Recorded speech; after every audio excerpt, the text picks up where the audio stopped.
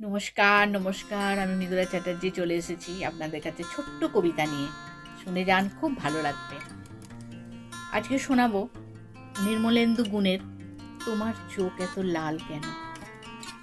খুব ছোট্ট কবিতা, শুনে যান।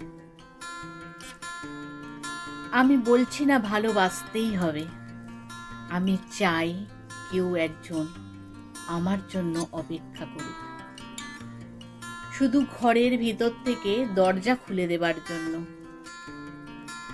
বাইরে থেকে দরজা খুলতে খুলতে আমি এখন খুব ক্লান্ত।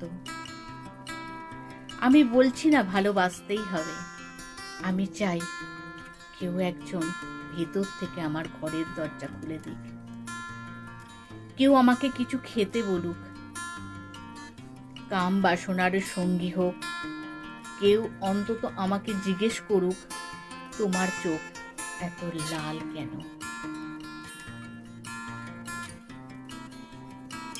সবাই ভালো থাকবেন, একটু জানাবেন কেমন লাগছে আপনাদের, এতে আমি উৎসাহ পাবো। যারা জানাচ্ছেন তাদের আমি আন্তরিক ধন্যবাদ দিচ্ছি। ভালো থাকবেন।